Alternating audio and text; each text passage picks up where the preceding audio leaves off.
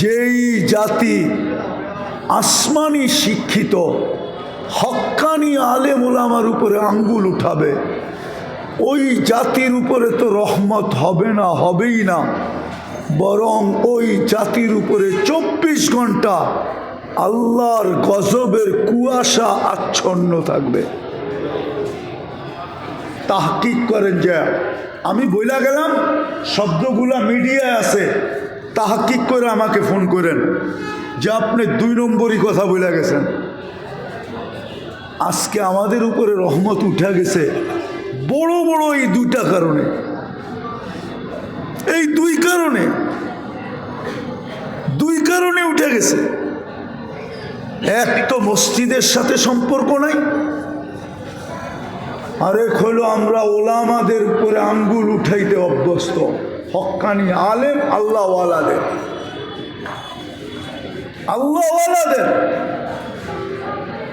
যার কারণে রহমত উঠে গেছে। আজকে আমাদের কপাল পড়ছে তো এরকম পোড়া পড়ছে যে বাইতুল্লাহ চোখের পানি ঝরায়া দোয়া করলেও দোয়া মাথার উপরে ওঠে না। ইব্রাহিম ইবনে আদহাম রহমতুল্লাহ আলাইহির কথাই সত্য। বসরাওয়ালারা জিজ্ঞাসা করছিল, ইব্রাহিম চোখের পানি তো শুকায় গেল দোয়া করতে করতে, ঝড়াইতে, কিন্তু কবুল তো হয় না কেন?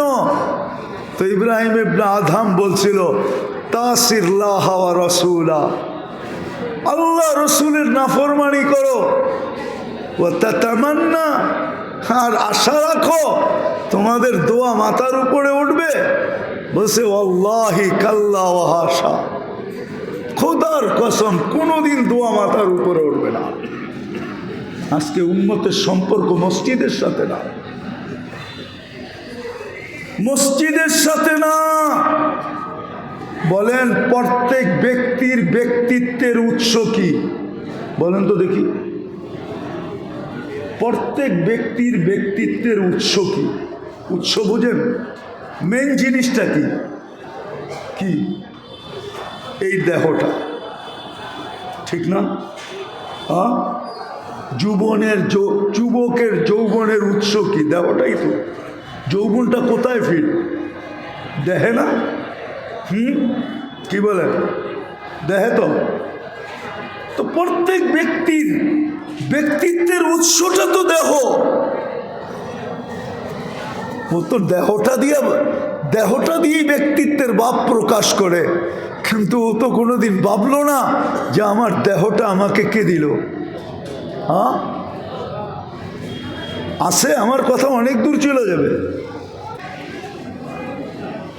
লেখা রাখেন আমার কথা। কেননা আপনারা একটা হিব্রু স্লোগান বোঝেন না, আমরা বুঝি না। হিব্রুতে একটা স্লোগান আছে, স্লোগান।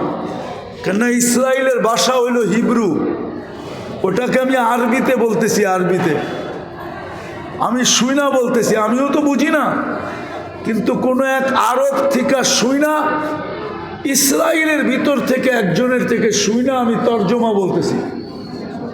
ওদের একটা স্লোগান আছে, ইদান নাহনু ফিল আমান, ও দুনিয়ার ইহুদিরা এখনো আমরা নিরাপদ।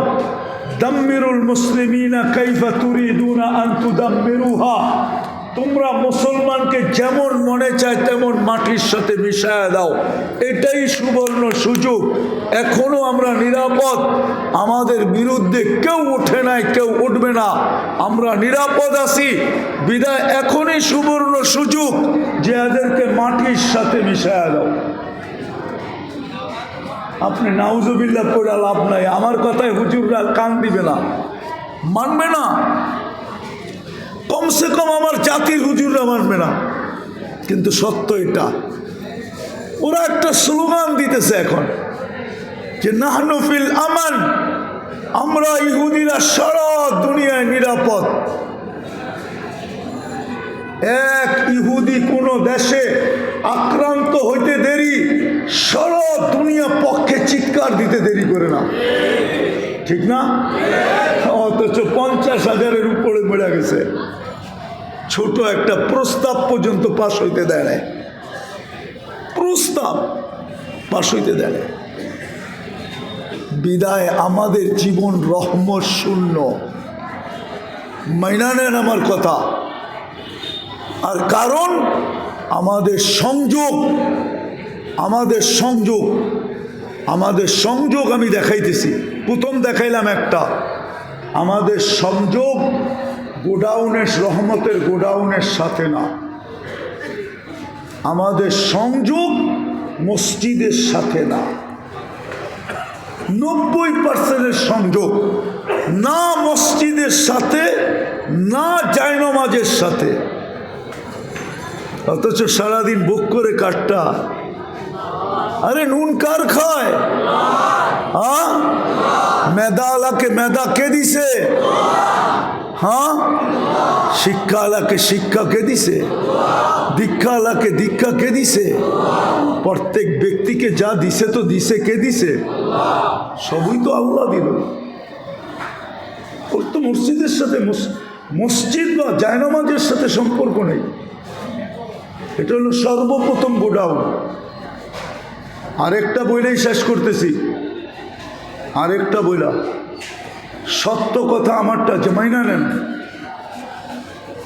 যেই জাতির যেই কোনো ব্যক্তি, যেই কোনো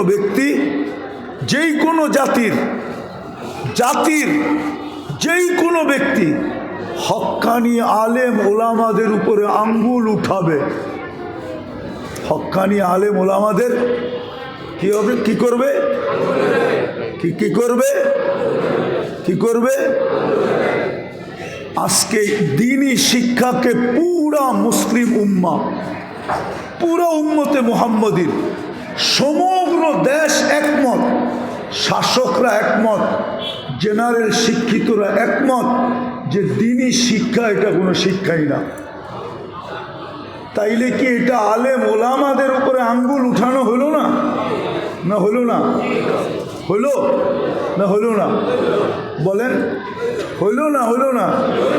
আমরা তো শুনে আসতেছি, আঙ্গুলের কত কথা বলবো আর। পুরা জাতি তো বলে, কখনো এটা বলে, কখনো সেটা বলে, বলতে তো কম বলে না, ঠিক না? কি হুজুর দেখলেই তো আমাদের অ্যালার্জি হয়, ঠিক না? কি বলেন? বেগুনে আর কি অ্যালার্জি হয় আমার সমাজে?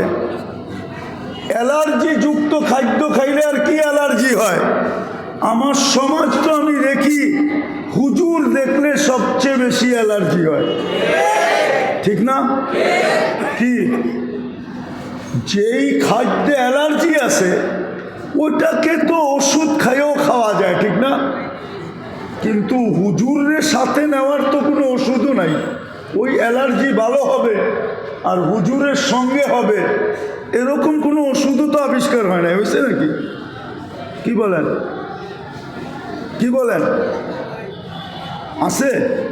কিন্তু আমরা তো দেখি হুজুর দেখলেই অ্যালার্জি। কি শিক্ষিত সমাজ বলেন আর যেখানেই বলেন, আমার শেষ কথা মনে রাখেন, কেউ কেউ বলে আমরা সেবা করি, সেবা করতে যেয়ে নামাজ পড়তে পারে না। কি করতে যেয়ে? কি করতে যেয়ে?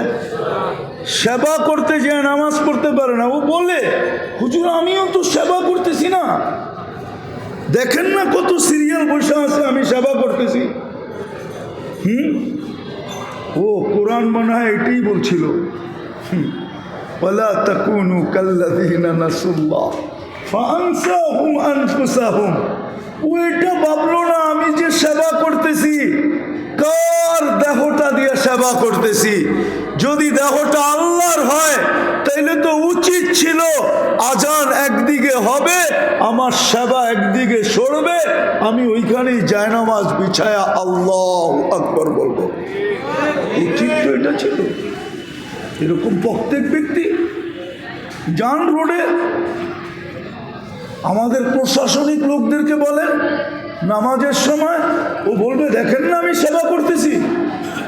কিন্তু ওকে যদি জিজ্ঞাসা করি, ভাই তুই সেবা করতেছিস আমি মানি আমার মাথার উপরে, কিন্তু এটা তো আমাকে বল তুই সেবা করতেছিস কার দেওয়া দেহটা দিয়া, এটা বল,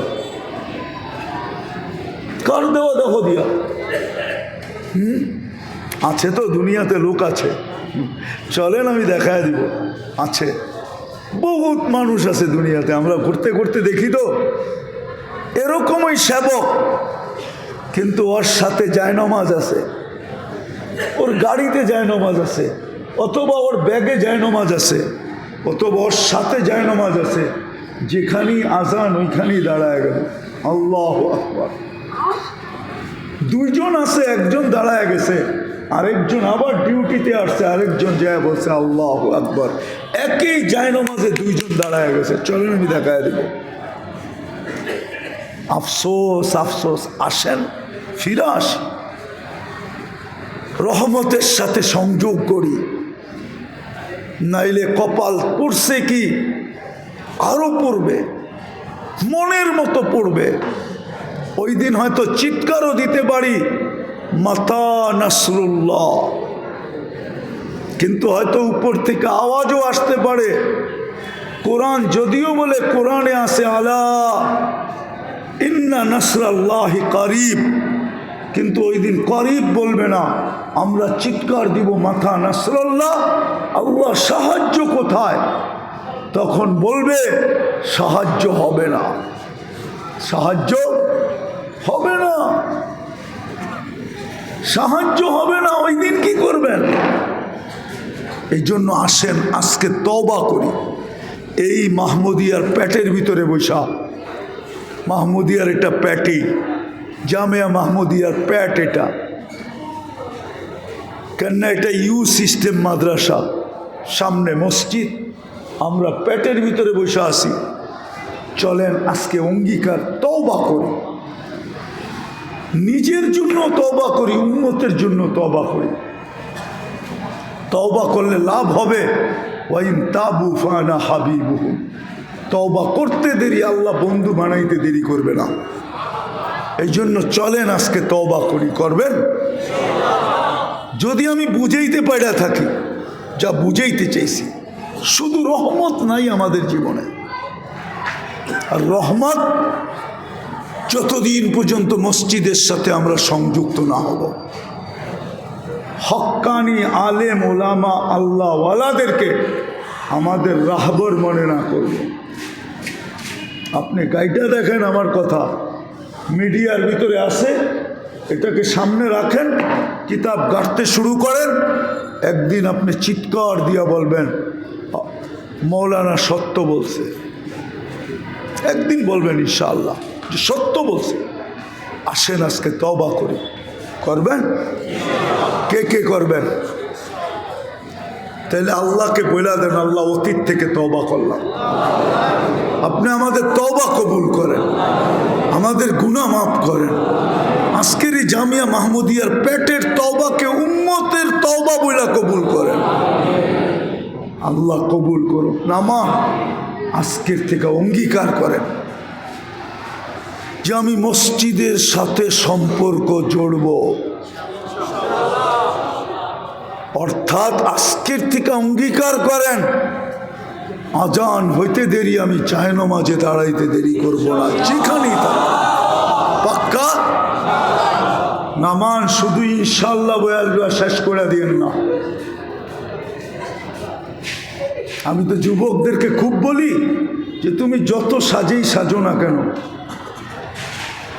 ওদের স্টাইলে যতই সাজো না কেন, তোমাকে ওরা বাজানো ব্যতীত নিবে না, বাজানো ব্যতীত। বাজানো বোঝো? আগে কলসি কিনতে গেলে, মাটির কলসি কিনতে গেলে প্রথমে বাজাইতো, পরে যে বিক্রি করতো পানি রাখতো, ওটার ভিতরে ডুবাইতো, ডুবায়া ধরে রাখতো যে পানি ঢুকে কিনা কোনো ছিদ্র দিয়া, প্রথমে বাজাইতো বাংলা কিনা। তুমি ওদের স্টাইলে যতই সাজো আর চুল যতই 500 আর 1000 দিয়া কাটো, 14 তারিখ আর 31 নাইট যতই উদযাপন করো, ওদের বেশে যতই চলো না কেন, ওরা তোমাকে বাজানো ব্যতীত নিবে না। যদিও নেয় তো 50,000 লাখ টাকা, 30 লাখ 40 লাখ খসাইয়া তারপরে নিব, এর আগে নিব না। খালি যায় ইংল্যান্ড খালি যায় ইংল্যান্ডের এম্বাসিতে দাঁড়াইলেই তোমার পোশাক দেখা ভিসা মাইরা লয়ে যাবে না, বড় বাজায়া নিবে, বাজায়া। রাগ হয়েও না, আমি চিনি, চিনি, রাগ হয়েও না তোমরা। অনেকে রাগ হয়ে যাবে, যাদের কাছে আমেরিকান, ইংল্যান্ড, ইউরোপের পাসপোর্ট, ক্যানাডিয়ান পাসপোর্ট আছে, ওরা কোন জায়গায় সিগনেচার করছে, কোন শর্তের উপরে, এটা আমার জানা আছে, এই হুজুরের জানা নাই, ওটা আমার জানা আছে। আমার কোন শর্তের উপরে, কোন লাইনে সিগনেচার করার পরে পাসপোর্ট দিছে, এটা আমার জানা আছে। আমি বলতে চাই না, এত সহজে না তোমাকে পাসপোর্ট দেয়া দিবে, তোমাকে বাজায়া দিবে, বাজায়া এক জায়গায় সিগনেচার নিয়া তারপরে দিবে। কিয়ামতের দিন যদি আল্লাহ ধরে, তো ওরা অনলাইনে আল্লাহর সিগনেচার দেখায় দিবে। এই যে দেখেন সিগনেচার, আপনি, আমরা সিগনেচার নিয়ে দিছি। হুজুর রাগ হয়ে যায় না, আমি চিনি কোথায় সিগনেচার হয়েছে। বিদায় পায়ে হাত দিয়া বলি, আজকের থেকে যুবকদেরকে নামাজ পড়ো, পড়বা? হ্যাঁ, আলেমদের সাথে চলো, আলেমদের পিছে চলো, আল্লাহওয়ালাদের সাথে চলো। আল্লাহ আমাদেরকে আমল করার তৌফিক দান করেন। ওমা আলাইনা ইল্লাল বালাগ। দোয়াও করতাম না, বাসের মাত্র 10 মিনিট বাকি আছে। আলহামদুলিল্লাহ, আমরা দীর্ঘক্ষণ হযরত মাওলানা নজরুল ইসলাম হাফিজাহুল্লাহ তাআলা দিক নির্দেশনামূলক ইসলাহি বয়ান শুনছিলাম। আলহামদুলিল্লাহ, এই মাহফিল করতে যে দেশ বিদেশ থেকে অনেক দিন দরদি ভাই বোন বিভিন্ন মাকসাদ নিয়ে দোয়া চেয়েছেন। আমাদের পার্শ্ববর্তী মহল্লার প্রত্যেকটা বাসার থেকে দোয়ার আর